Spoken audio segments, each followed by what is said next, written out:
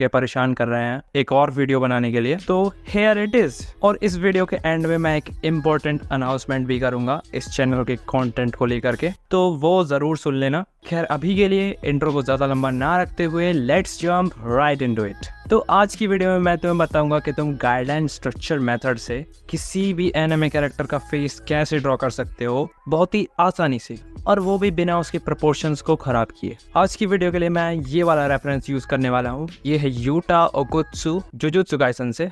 बहुत ही सिंपल सा रेफरेंस है। मैंने पिछली बार की तरह कोई ओवर डिटेल्ड रेफरेंस नहीं लिया है जिसे तुम बना ही ना पाओ। तो आई थिंक ये रेफरेंस तुम आराम से ड्रॉ कर लोगे। और अगर तुम ये भी नहीं ड्रॉ कर सकते तो देखो, मैंने तुमसे दो मेथड्स के बारे में बात करी है हमेशा।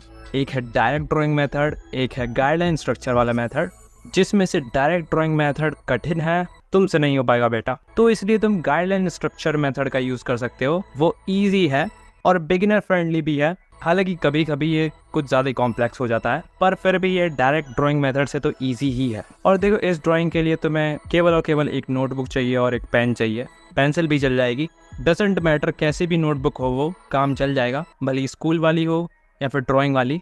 अगर तुम्हें बीच में कहीं स्केल की ज़रूरत पड़े तो तुम स्केल यूज़ कर सकते हो, मैं नहीं यूज़ करने वाला। ऑलराइट, तो चलो शुरू करते हैं। तो रेफरेंस फोटो के अकॉर्डिंग हमारे कैरेक्टर का फेस ऐसा दिखता है, तो हमें उसे ऐसा ही बनाना होगा। तो किसी भी एनिमे कैरेक्टर का फेस बनाने के लिए तुम्हें एक गाइडलाइन स्ट्रक्चर बनाना होता है, जो कि एक फाउंडेशन की तरह काम करता है तुम्हारे किसी भी कैरेक्टर के फेस को ड्रॉ करने के लिए।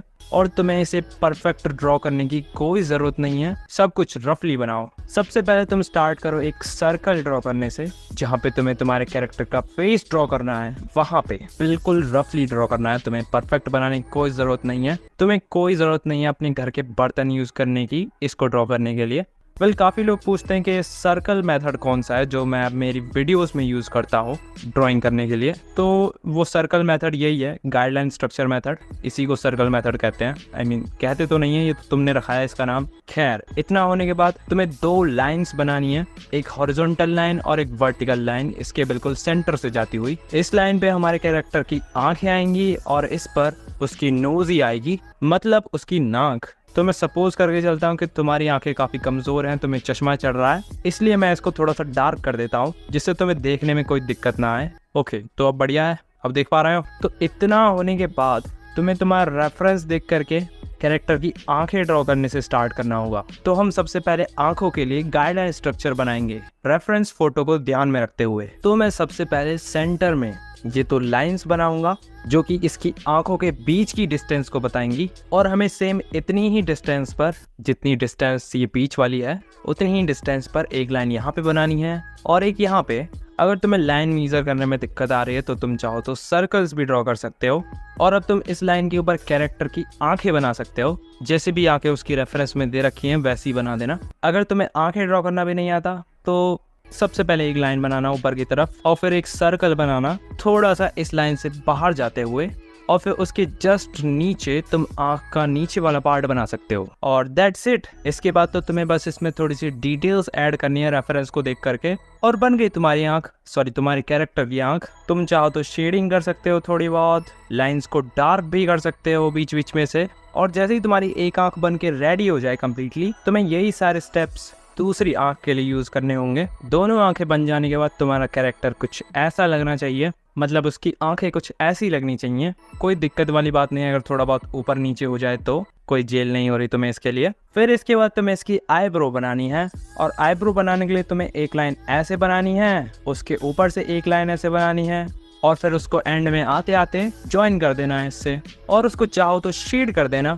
बन गई आईब्रो। यही सेम चीज़ दूसरी साइड कर दो और थोड़ी बहुत डिटेल्स बना दो रेफरेंस में से देख करके, शेडिंग कर दो हल्का फुल्का। अब इसके बाद सबसे पहली चीज़ तुम्हें करनी है वो है इसका फोरहेड डिफाइन करना, यानी इसका फोरहेड कहाँ तक जाएगा। तो इसके लिए तुम सबसे पहले आईब्रोज के ऊपर एक लाइन ऐसे बना देना, और फिर सेम इतनी ही डिस्टेंस पे, यानी आंख और इस लाइन की डिस्टेंस को नाप के एक लाइन ऊपर बना देना, और वहाँ इसका फोरहेड आ जाएगा। फिर इसके बाद बनानी है हमें इसकी नाक, और उससे पहले हमें डिफाइन करना होगा कि इसकी नाक किधर आएगी। उसके लिए हमें इसके जॉ के साइड वाले पार्ट्स, यानी ये साइड में जो कॉर्नर सा होता है ना, ये चीज हमें बनानी होगी, या फिर हमें ढूंढना पड़ेगा कि ये चीज कहाँ पे आएगी, क्योंकि इसी लाइन पे हमारे कैरेक्टर की नोज होती है। तो उसके लिए तुम क्या करना, आंख के इस वाले कॉर्नर से इस पॉइंट तक एक लाइन खींचना, सेम ऐसा ही दूसरी साइड से भी करना, और फिर ठीक इसी पॉइंट पे तुम्हारे कैरेक्टर की नोज ही आएगी, यानी नाक। अब तुम क्या करना, इस पॉइंट से जस्ट थोड़ा सा नीचे एक लाइन खींचना, और आँख के इस वाले कॉर्नर से एक लाइन नीचे खींचना, और सेम ऐसा ही दूसरे कॉर्नर से भी करना। नाउ अब यहाँ पर तुम्हारे कैरेक्टर का वो जो जॉ वाला पॉइंट था जिसकी मैं बात कर रहा था वो आ जाएगा, और उसको ड्रॉ करने के लिए तुम्हें इस आँख के जस्ट साइड में जो सर्कल है वहां से इस पॉइंट को मिला देना, और सेम ऐसा ही दूसरी साइड से भी करना। कोशिश करना कि दोनों सेम ही लगे। अब बारी आती है इसकी नोज बनाने की। तो नोज हर एक कैरेक्टर की उसके डिजाइन के ऊपर वैरी करती है, मतलब कि जैसा कैरेक्टर उसकी वैसी नाक, पर हमें यूटा बनाना है, जो बिजारो नहीं। तो इसलिए तुम्हें ऐसी गोल गोल नाक तो बिल्कुल नहीं बनानी है। तुम क्या करोगे, ये जो पॉइंट है यहाँ से एक लाइन नीचे की तरफ खींचना, और सेम ऐसा ही इधर से भी करना, और फिर तुम्हें बस ऐसा कुछ ड्रॉ कर देना है और तुम्हारे कैरेक्टर की नोजी बन जाएगी। अब इसका मुंह बनाने के लिए नाक से जस्ट थोड़ा सा नीचे एक छोटी सी लाइन बनाना, और फिर ठीक आंखों वाली लाइन से जैसा भी कैरेक्टर का मुंह है रेफरेंस में से देख के आराम से बना सकते हो तुम, और मुंह के जस्ट नीचे ऐसे इसकी छोटी सी दाढ़ी जैसा कुछ बना देना, जो कि इसके मुंह के नीचे वाला पार्ट बन जाएगा। तो अब देखो, इसके मुंह के नीचे वाला पार्ट यानी चिन बनाने के लिए हमने जो नोज वाली लाइंस बनाई थी इनको थोड़ा सा नीचे की तरफ एक्सटेंड कर देना, और यहाँ पे बस एक सर्कल बना देना, और फिर उस सर्कल के नीचे एक पॉइंट बना देना, और फिर उस पॉइंट को जॉ के इस वाले कॉर्नर से मिला देना दोनों साइड से। और फिर जो ये वाला कॉर्नर है यहाँ से तुम तुम्हारे कैरेक्टर के कान बना सकते हो इजीली। कान की जो लेंथ रहेगी वो नोज और आईज के बीच की जो डिस्टेंस है उतनी ही रहनी चाहिए। कुछ इस टाइप से कान बना देना, ऑफ कोर्स दोनों साइड से, और फिर इस साइड वाले कॉर्नर से थोड़ी सी जगह छोड़कर एक लाइन बना देना नीचे की तरफ इसकी गर्दन बनाने के लिए। दोनों साइड से इनको हल्का सा कर्व बनाने की कोशिश करना, और तुम चाहो तो इसके कान में थोड़ी बहुत डिटेल्स भी ऐड कर सकते हो। अब तक तुम्हारे कैरेक्टर का फेस कुछ ऐसा लगना चाहिए। अब बात करते हैं इसके बालों के बारे में। तो इसके बाल बनाने के लिए सबसे पहले मैं यहाँ पे एक पॉइंट बनाऊंगा, ठीक है, इस आईब्रो के जस्ट थोड़ा सा बाद में। और अब मुझे इस फोरहेड वाली लाइन को थोड़ा सा और ऊपर करना पड़ेगा,